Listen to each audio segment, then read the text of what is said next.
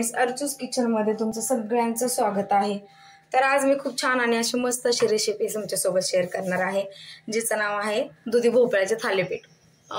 Unique वगैरे काही नाहीये, माहिती असेल बऱ्याच जणांना की रेसिपी काय आहे काय नाही ते। तर ठीक आहे, आपण स्टार्ट करूया। मी इथं दुधी भोपळा घेतलेला आहे, छान असं बारीक कट करून खिसून। इथं बेसन पीठ, ज्वारीचं पीठ आणि गव्हाचं पीठ घेतलेले, जिरे, हळद, छान असं बारीक कट करून कांदा आणि भरपूर अशी कोथिंबीर। याच्यामध्ये तुम्ही बाजरीचं पण पीठ घेऊ शकता किंवा भाजणी असेल ना तर ते पण तुम्ही ऍड करू शकता। तुम्हाला जेवढं टाकायचं ना तेवढं तुम्ही टाकू शकता, कारण की थालीपीठ खायला खूप छान लागतं।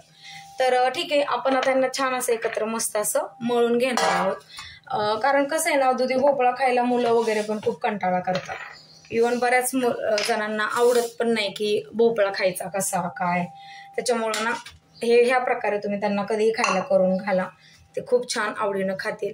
आता मी ना भोपळा टाकलेला आहे, याच्यामध्ये छान असं सगळे पीठ जे घेतलेले आहेत आपण, ज्वारी, गहू आणि बेसन पीठ, त्यांना असं याच्यात ऍड करणार आहोत। मस्त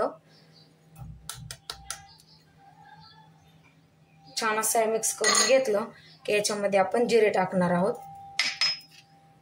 थोडीशी हळद आणि खूप छान असं कट करून बारीक घेतलेला कांदा, भरपूर अशी कोथिंबीर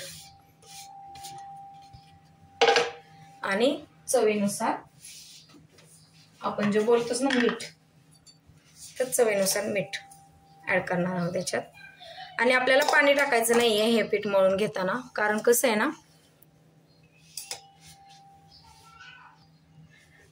ना भोपळ्याला ना ऑलरेडी पाणी सुटलेलं असतं, त्याच्यामुळे आपल्याला त्या भोपळ्याचं जे सुटलेलं पाणी आहे त्याच्यातच आपल्याला हे पीठ असं छान असं मळून घ्यायचंय।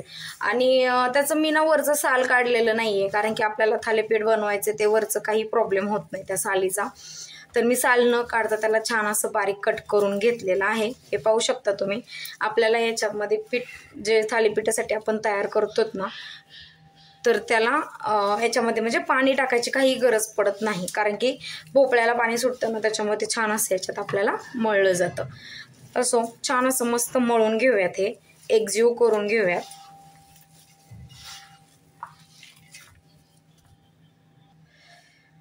सॉरी फ्रेंड्स, माझ्या लक्षात नाही, याच्यामध्ये आपल्याला लाल मिरची पण टाकायची आहे। लाल मिरची किंवा हिरवी मिरची तुम्ही ऍड करून टाकू शकता, त्याला तिखट पण हवं ना। फक्त मिठाचे बनवायचे असतील मुलांसाठी, छोट्यांना खायला वगैरे, तर तुम्ही मिरची न टाकता पण करू शकता। आपण हे आता सगळ्यांसाठी होत आहेत ना, त्याच्यामुळे माझ्याकडून मिरची टाकायचं लक्षात नव्हतं, आत्ता लक्षात आलं, तर मी तिला ऍड केलेलं आहे।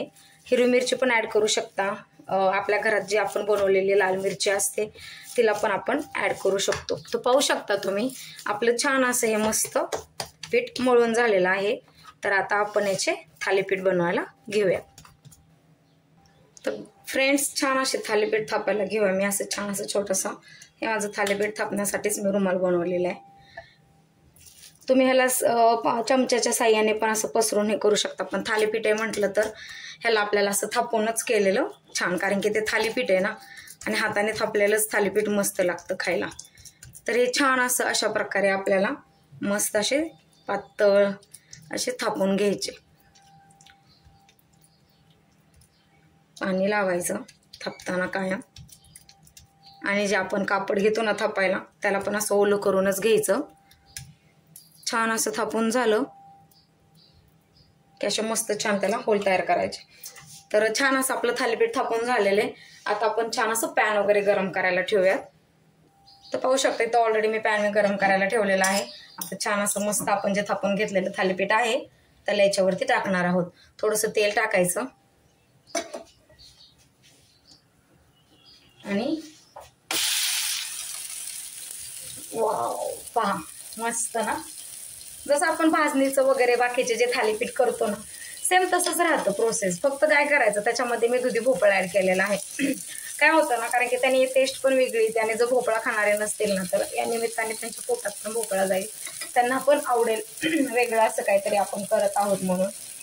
आणि आपल्याला पण एक छान असं वेगळी रेसिपी आहे। कायम रोज तेच खाऊन सिंपल वगैरे आपल्याला एक कंटाळा आलेला असतो, त्याच्यामुळे आपण पण वेगळं असं काहीतरी छान बनवू शकतो। तर छान असं तेल टाकलेलं आहे, मस्त असायला आपण आता होऊन देऊया। तर छान असायला आपण आता पलटूया, खूप छान वाटतं माहितीये का।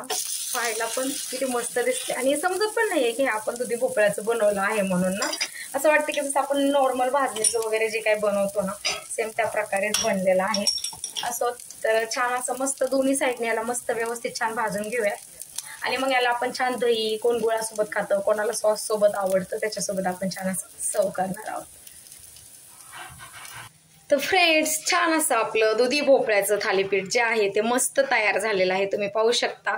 तर याला तुम्ही दह्यासोबत, सॉस सोबत आणि गुळासोबत ट्राय करू शकता. आमच्या घरात तिन्ही प्रकारे खातात, म्हणजे दह्यासोबत कोणाला आवडतं, कोणाला सॉस सोबत, कोणाला गुळासोबत. त्याच्यामुळे मी तिन्ही इथं ठेवलेले. तुम्ही पाहू शकता किती छान मस्त असे तयार झालेले आहेत. वाटतंय का की दुधी भोपळ्याचे आहेत म्हणून? नाही ना. तर असो, यात खूप छान मस्त अशी आपली रेसिपी तयार झालेली आहे. तुम्हाला जर माझी रेसिपी आवडली असेल तर प्लीज माझ्या चॅनलला लाईक, शेअर आणि सबस्क्राईब करायला विसरू नका. पुन्हा एक छान मस्त सिंपल रेसिपी घेऊन तुमच्यासोबत नक्की शेअर करेल. थँक्यू.